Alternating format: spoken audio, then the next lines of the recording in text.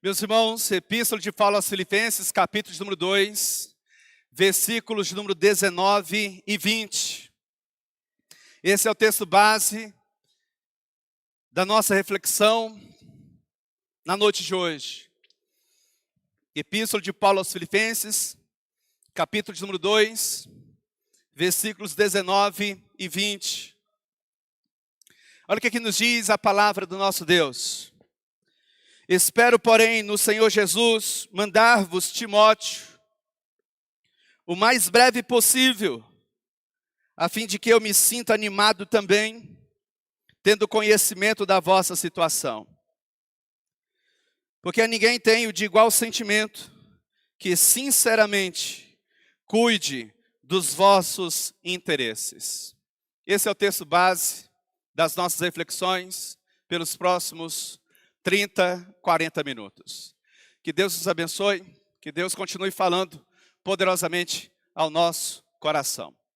Meus amados irmãos, na medida em que eu e você adentrarmos ao texto em questão, precisaremos ter em mente algumas verdades. Verdades estas que preciso crer, saltam aos nossos olhos, saltam aos nossos ouvidos, na medida em que eu e você estudarmos ou meditarmos no texto lido. Que verdades são estas que eu e você precisaremos ter em mente? Sobretudo ao final desta exposição. Todos nós somos colaboradores do Evangelho. Num certo sentido, todos nós estamos a serviço deste grande projeto chamado Evangelho de Cristo Jesus. E uma das perguntas que você vai me ver fazer na noite de hoje, e provavelmente, repetidamente, é esta: que tipo de colaborador é você? O apóstolo Paulo vai nos falar sobre um dos seus principais parceiros de ministério. Que tipo de parceiro é você do Evangelho? Aqueles que estão para somar ou aqueles que estão para diminuir?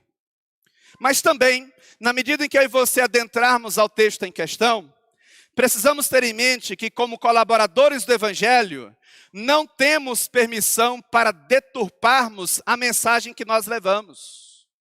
Eu e você, como colaboradores, não podemos ser colaboradores displicentes, inadimplentes, irresponsáveis. Nós trazemos no nosso bojo, na nossa bagagem, um evangelho belo, belíssimo.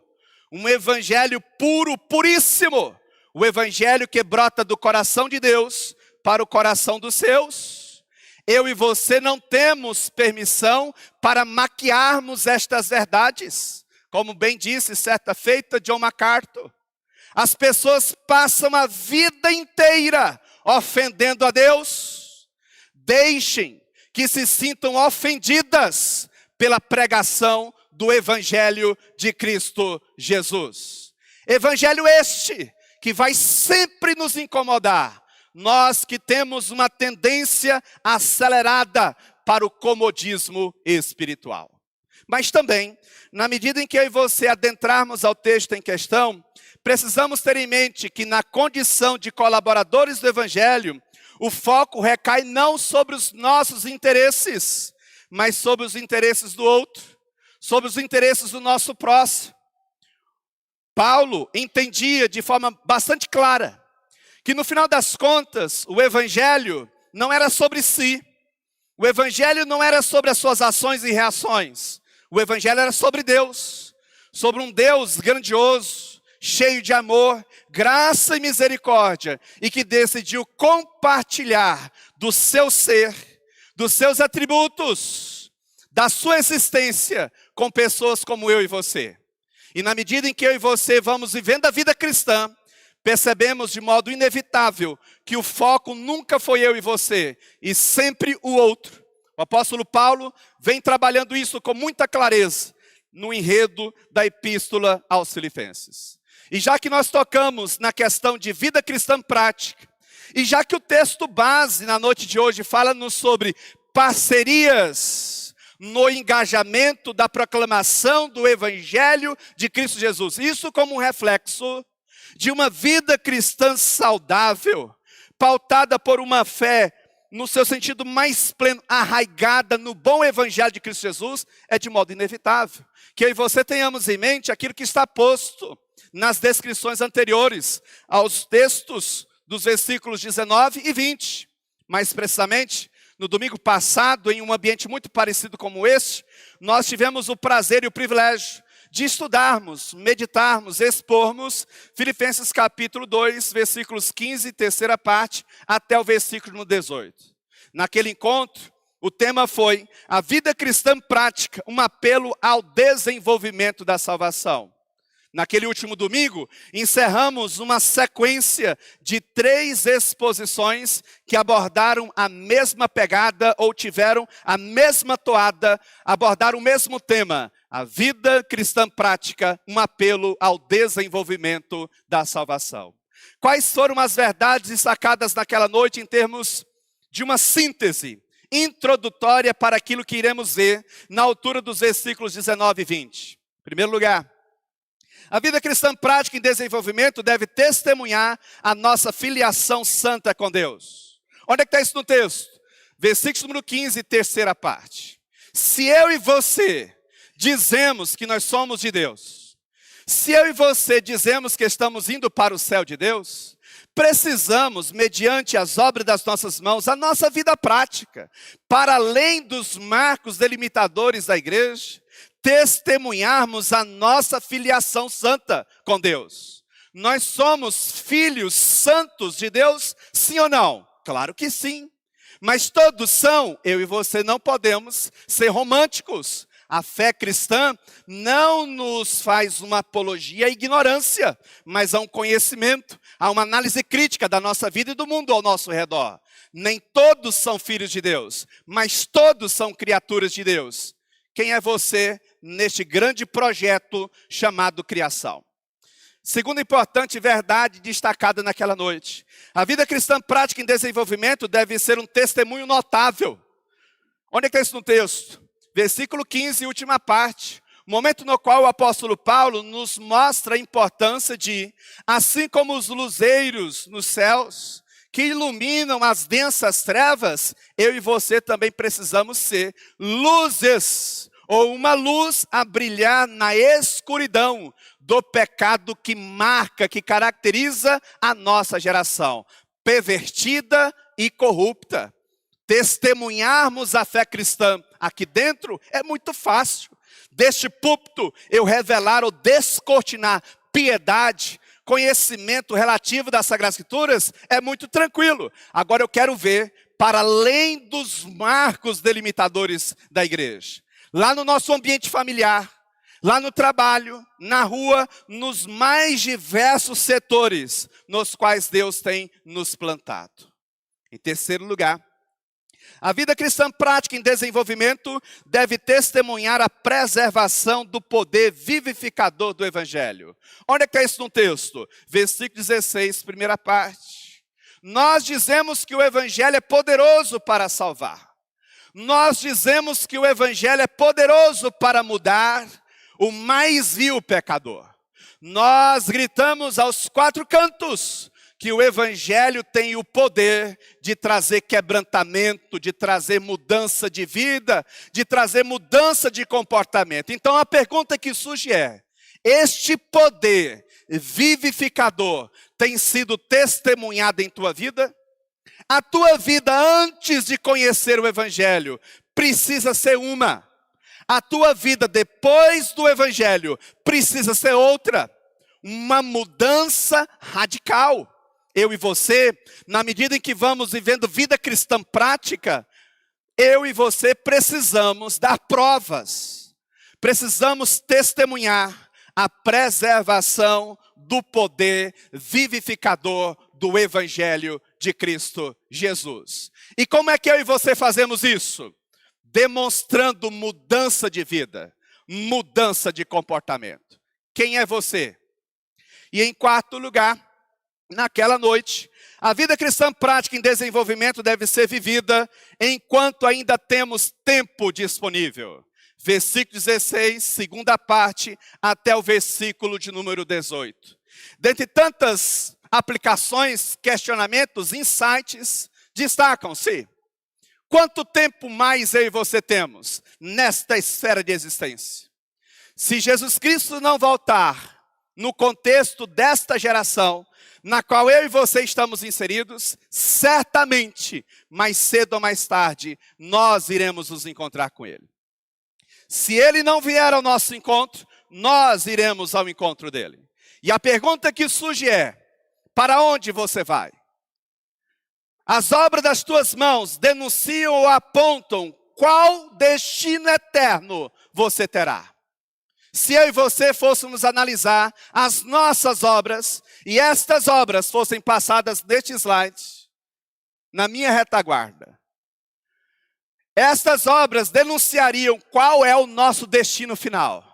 Eu e você ficaríamos admirados, perplexos, estarrecidos, amedrontados, ou nosso coração se encheria de júbilos? Meus amados irmãos, na sequência, o que eu e você encontramos? Na sequência, eu e você encontramos o apóstolo Paulo, deixando por um instante a sua abordagem acerca da vida cristã prática, e um apelo ao desenvolvimento dessa vida cristã prática, para focar nos seus colaboradores. Logo na sequência, na análise dos versículos 19 e 20, eu quero pensar o texto em questão a partir da seguinte temática. Paulo e as contribuições inestimáveis em Cristo de Timóteo. E à luz dos versículos 19 e 20, nós temos algumas lições importantes para todos nós. A primeira delas, Paulo tinha Timóteo em Cristo como um emissário de confiança. Onde está isso no texto? Versículo número 19. Acompanha comigo a leitura do texto em questão. Espero, porém, no Senhor Jesus, mandar-vos Timóteo o mais breve possível, a fim de que eu me sinta animado também, tendo conhecimento da vossa situação. Pergunta, onde é que estava Paulo quando essas palavras foram escritas? Paulo estava preso na capital do poderoso Império Romano, Roma, acorrentado a um soldado romano, e a sua morte batia a porta da sua casa, da sua prisão domiciliar, todo santo dia. Pois todo santo dia havia a troca de turno. Soldados se revezavam no acorrentamento a este prisioneiro altamente perigoso. Um prisioneiro do Estado, a saber o apóstolo Paulo, cujo crime hediondo fora pregar o amor revelado em Cristo Jesus. Certamente o coração do apóstolo Paulo mesclava dentro de si angústias, sofrimentos, reflexões pesadas. Não era porque era o apóstolo Paulo que ele não tinha que lidar com tristezas, com abatimentos, com sentimentos depressivos, com angústias assoladoras. Ele era um homem como eu e você, sujeitos aos mesmos sentimentos, às mesmas intempéries da caminhada da vida. E aqui está ele. Aqui eu e você encontramos ele, dizendo aos crentes filipenses, irmãos, depois de ter dito a vocês estas coisas, eu preciso abrir o meu coração um pouco mais. Vocês se lembram do Timóteo mencionado no introito desta epístola? E que muitos julgavam ser uma espécie de coautoria desta epístola, que não era. Muitos julgaram ser que Timóteo estava ali no início desta epístola, porque ele era uma espécie de amanuense, um escrivão, mas isso não é verdade. Por que ele aparece lá? Ele aparece no início como um prenúncio dos planos e propósitos do apóstolo Paulo em relação a Timóteo. Paulo tinha desde sempre o objetivo de enviar Timóteo à cidade de Filipos, à igreja dos filipenses. Para quê? Para sondar aquela igreja. Paulo está preso. Paulo, no seu coração, deseja visitar aqueles amados irmãos. Paulo tem esperança de voltar àquela igreja, de poder abraçar aqueles irmãos, de poder ser um instrumento de fortalecimento espiritual, mas também ser fortalecido espiritualmente por aqueles amados irmãos. Mas Paulo também está certo de que, De alguma forma isso pode não acontecer, porque a sua morte pode chegar antes do privilégio de poder vê-los novamente. Então Paulo não tem tempo a perder. Timóteo vai ter com Paulo em Roma, na capital do poderoso Império Romano. E em um dado momento, Paulo aproveita, deixa e escreve a epístola aos Filipenses. E ele está dizendo àqueles amados irmãos: eu vou enviar Timóteo até vocês, para que de alguma forma eu me sinta animado no Senhor. Digno de destaque, acompanha comigo o texto, a descrição que Paulo faz acerca de Timóteo. Espero, porém, no Senhor Jesus, mandar-vos Timóteo, o mais breve possível, a fim de que eu me sinta animado também, tendo conhecimento da vossa situação. Quem era Timóteo? Timóteo era o filho na fé do apóstolo Paulo. Pelo que nos parece, à luz da narrativa bíblica, fruto do seu trabalho em decorrência da sua primeira viagem missionária. Timóteo lidava com uma grande timidez. Timóteo era jovem, alguma coisa na ordem dos seus 35 para 37 anos. Alguns vão dizer 33 para 36. Há comentaristas que esticam essa idade de Timóteo até a casa dos 38. Ele era muito jovial. E ele lidava com uma timidez um tanto que gritante. Em dados contextos, faltava a Timóteo pulso firme. E ele lidava com uma igreja formada por pessoas mais veteranas, mais experientes, que em dados contextos negligenciavam seu ministério por causa da sua jovialidade.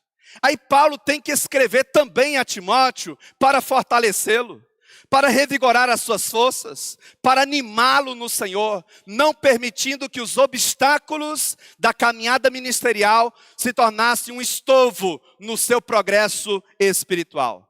Seu pai era grego, sua avó e sua mãe eram judias, crentes.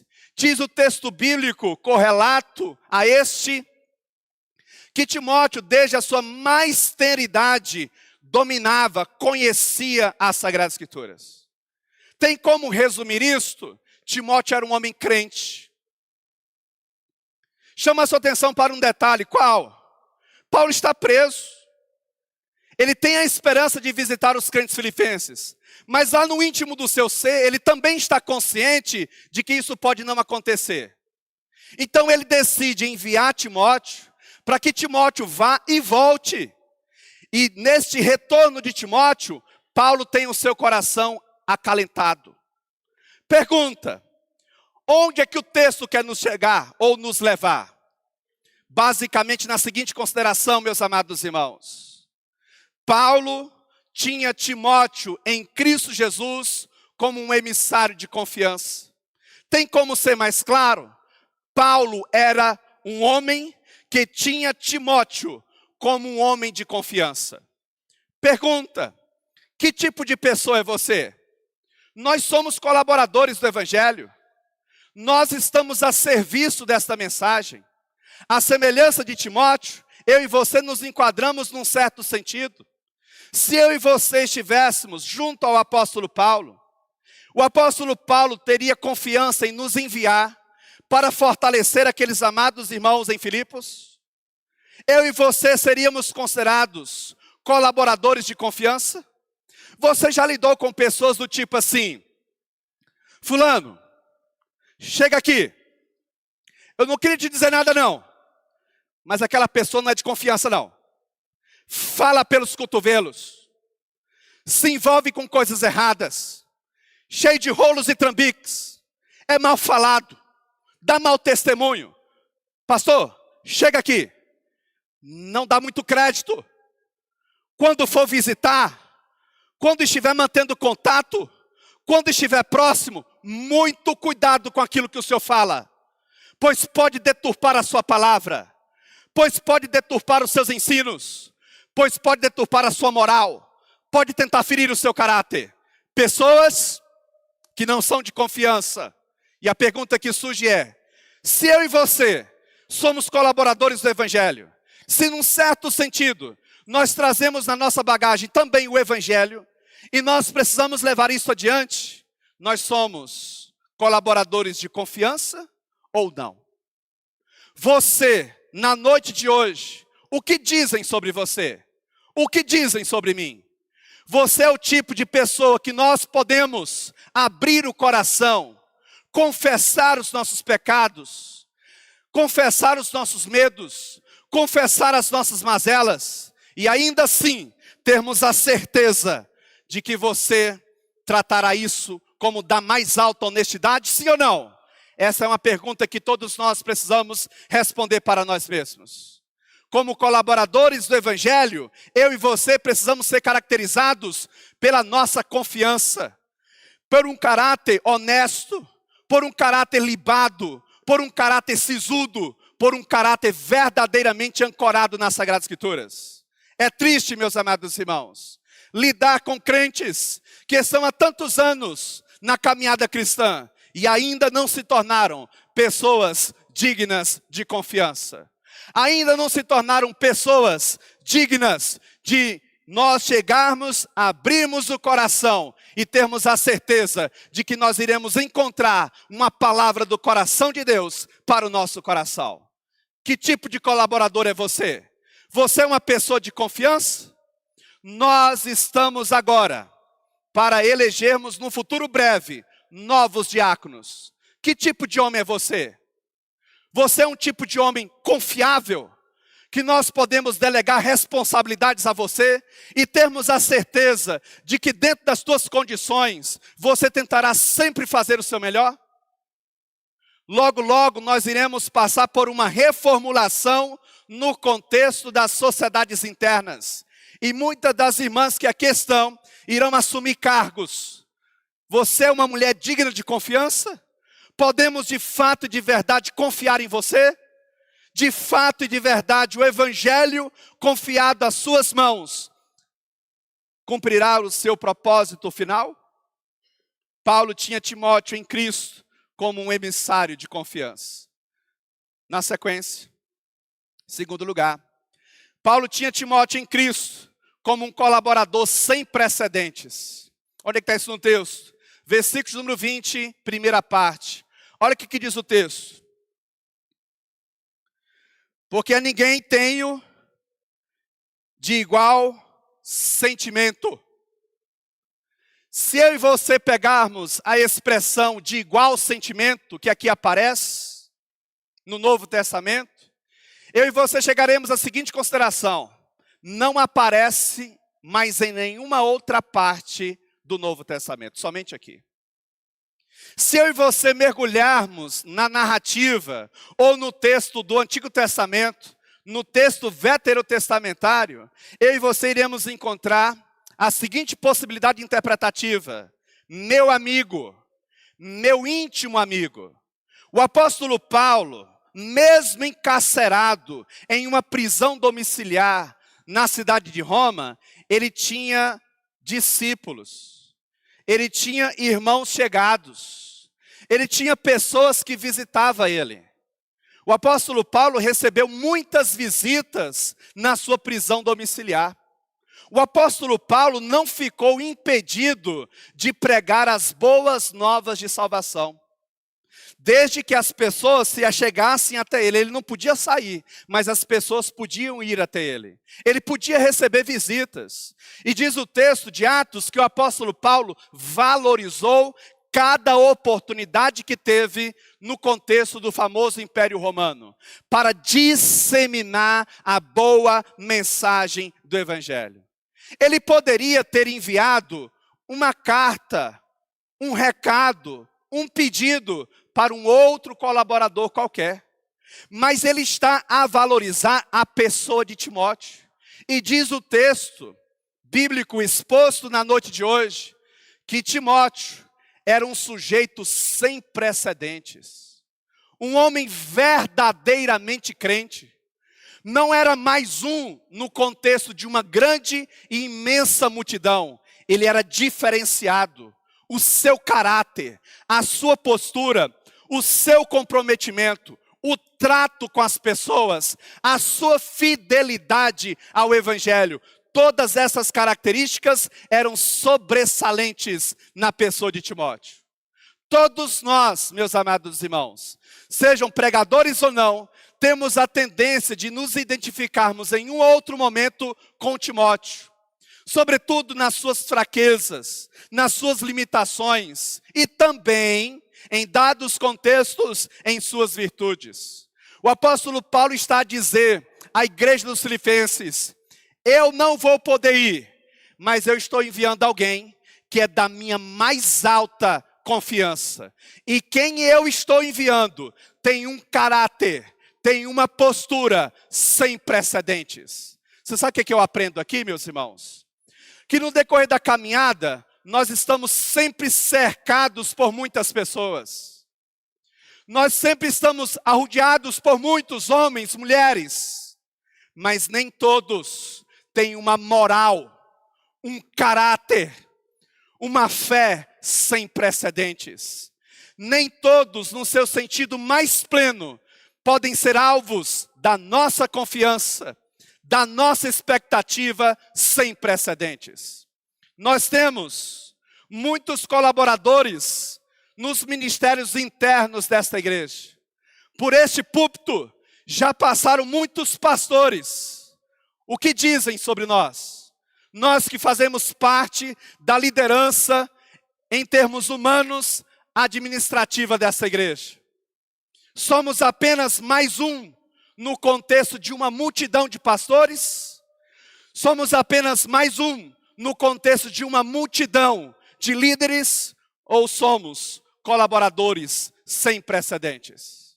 Deus, meus amados irmãos, espera de todos nós comprometimento, engajamento, dedicação. Eu e você, talvez não sejamos capazes de suprir ou alcançar as expectativas das pessoas que estão próximas a nós. Mas jamais falte em nós, se necessário for, a disposição para sangrar, com vistas a fazer o nosso melhor.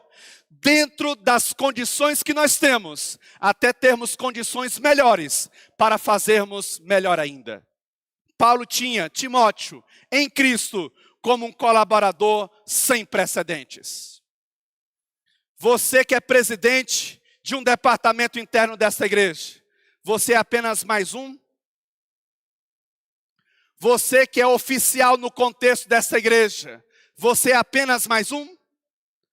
Você que contribui no contexto deste trabalho, seja de forma direta ou indiretamente, você é apenas mais um? Paulo está a enviar para a cidade de Filipos, para assistir à igreja dos Filipenses, um indivíduo cuja moral era sem precedentes. O apóstolo Paulo estava cercado de homens, ele escolhe o seu melhor e envia para a igreja dos Filipenses. Em terceiro lugar, Paulo tinha Timóteo em Cristo como um colaborador que cuidava dos interesses da igreja. Olha que é isso no texto, versículo 20, última parte. Olha o que diz o texto. Que sinceramente cuide dos vossos interesses. Quais são os teus interesses? Pastor, para ser mais sincero, eu não quero ajudar com nada, mas também eu não vou atrapalhar. Louvado seja Deus. Está tudo certo. Se você não quer ajudar, não atrapalhe. Não precisa falar nada. Está tudo certo. Louvado seja Deus pela sua vida, meu irmão. Louvado seja Deus pelo alto grau de maturidade que você revela. Não quero fazer nada, pastor. Mas eu também garanto, não vou atrapalhar. Engrandecido seja o nome santo do Senhor sempre por sua vida. Porque se você não quer ajudar, então não atrapalhe. Está o apóstolo Paulo a enviar para a igreja em Filipos alguém cujo interesse não se voltava para si mesmo. Timóteo tinha no seu coração um interesse sobressalente, um objetivo maior, uma missão a cumprir, o fortalecimento da igreja. O que Deus tem confiado às suas mãos para fazer? Que tipo de instrumento é você? Que tipo de colaborador é você? Preciso repetir. Eu sei que isso é repetitivo, eu sei que chega a ser um tanto que redundante, mas se faz necessário.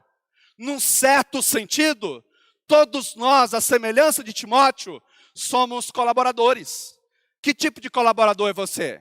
Você é daqueles que ajunta ou você é daqueles que espalha?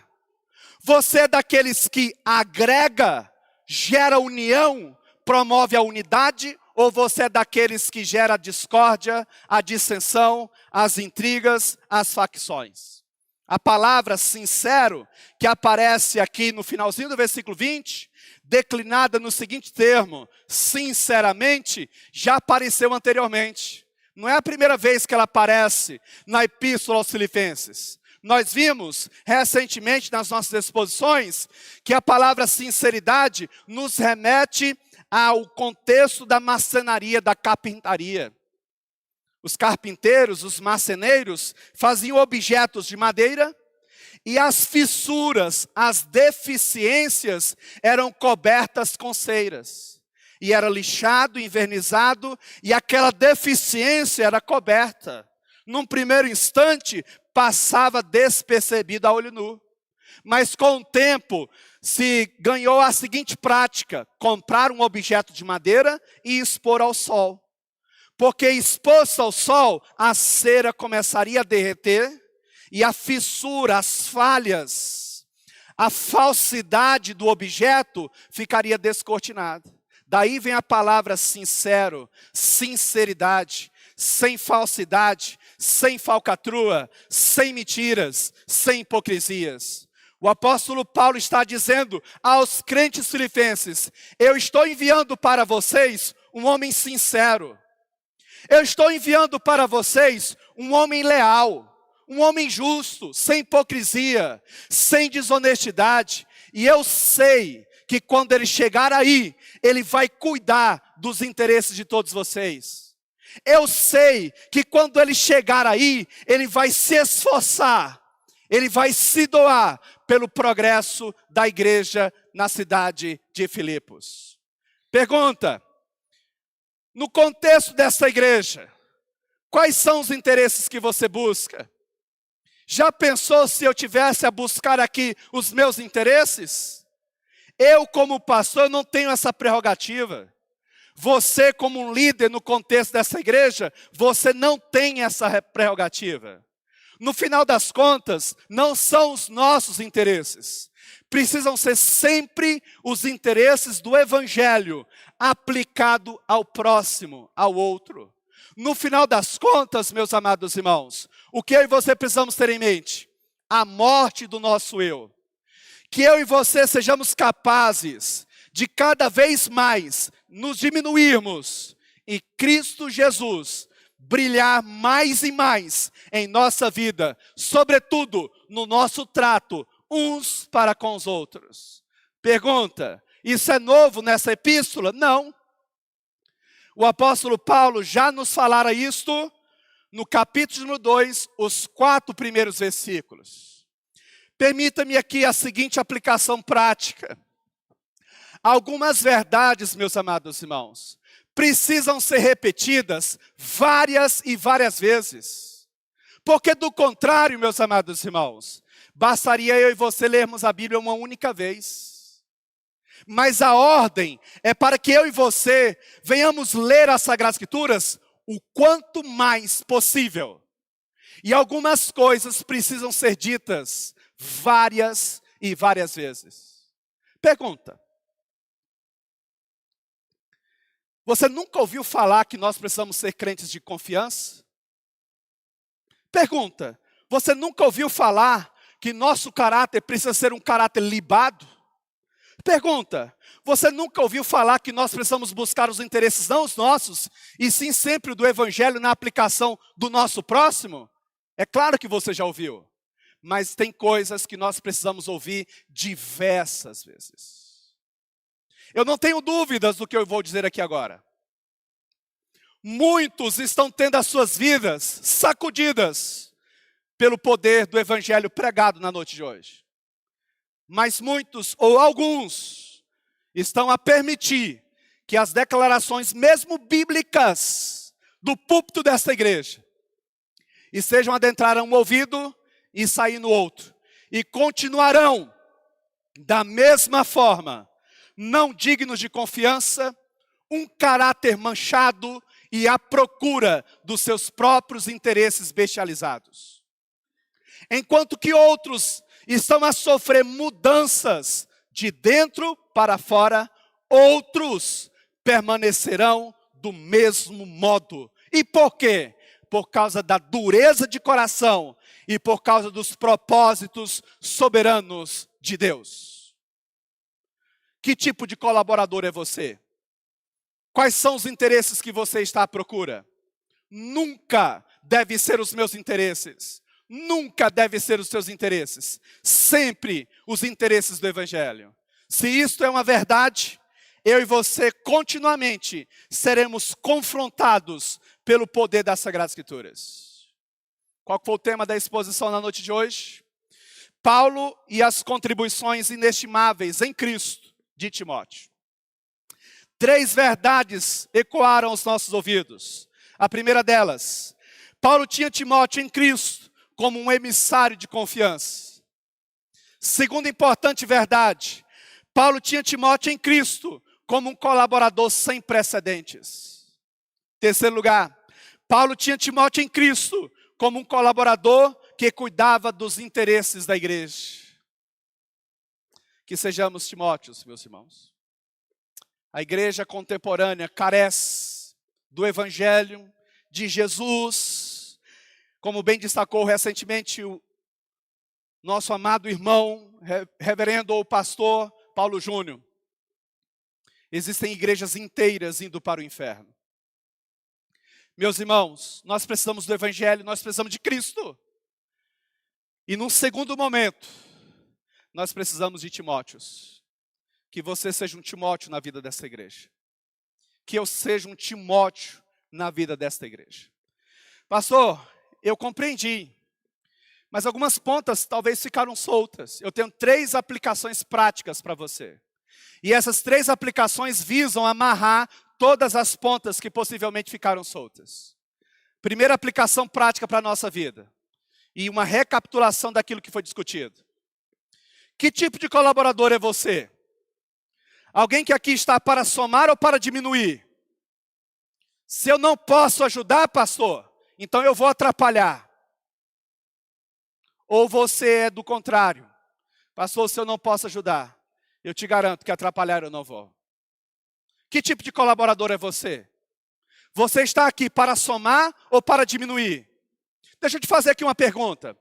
Se esta igreja dependesse do teu engajamento para continuar de pé, quanto mais dias ela ficaria aberta? Se esta igreja dependesse do teu comprometimento, do teu engajamento, da tua dedicação, quanto tempo mais nós teríamos esta igreja com as suas portas abertas? É lastimável dizer que se nós fôssemos tomar como referência muitos, essa igreja fecharia suas portas na noite de hoje. Isso se aplica a muitos pastores também. Quantas igrejas não teriam as suas portas fechadas na noite de hoje? Que tipo de colaborador é você? Você está aqui para somar ou para diminuir? Segunda importante aplicação. Você é alguém de confiança? Você é alguém que verdadeiramente nós podemos confiar? Ou você é apenas mais alguém no meio da multidão? Você é alguém realmente diferenciado? As pessoas, quando vão falar de você, o que elas dizem? Fulana, conversa com ele. Bate um papo com ele. Eu te garanto que se você conversar com ele, você vai sair renovada. Fulano, conversa com ela. Mas se você conversar com ela, eu tenho certeza de que se você conversar com ela, você vai sair renovado. Renovada. O que dizem sobre você? Você é uma pessoa de confiança? Você é apenas mais um no meio da multidão? Ou você é realmente alguém diferenciado no contexto da igreja? Terceira importante aplicação para a gente encerrar.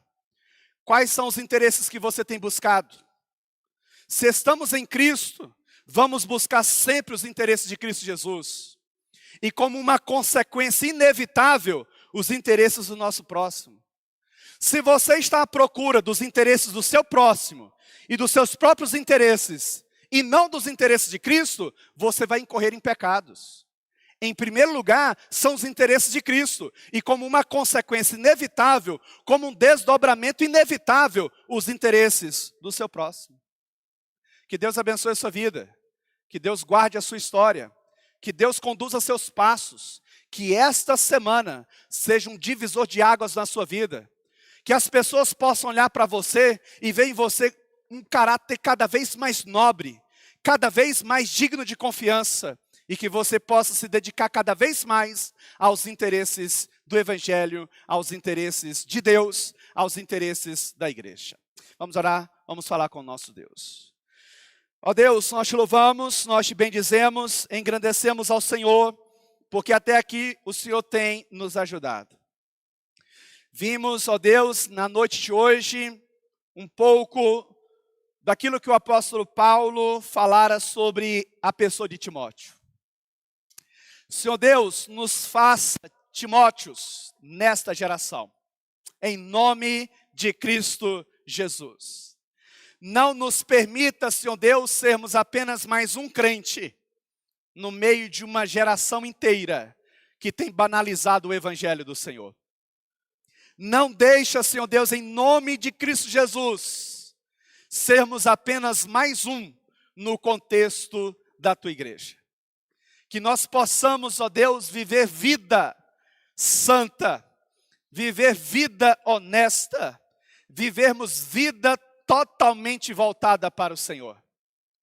Que o Evangelho possa adentrar as profundezas do nosso coração e gerar mudanças em nós, mudanças verdadeiras, mudanças genuínas. Que na semana que se inicia hoje, possamos buscar mais ao Senhor, possamos priorizar mais ao Senhor. Nos ajuda, ó Deus, a fechar a todas as portas do pecado, a todas as portas da frieza espiritual. Que esta semana seja uma semana, ó Deus, em que possamos priorizar mais e mais e mais ao Senhor. Em Cristo Jesus, amém, Pai.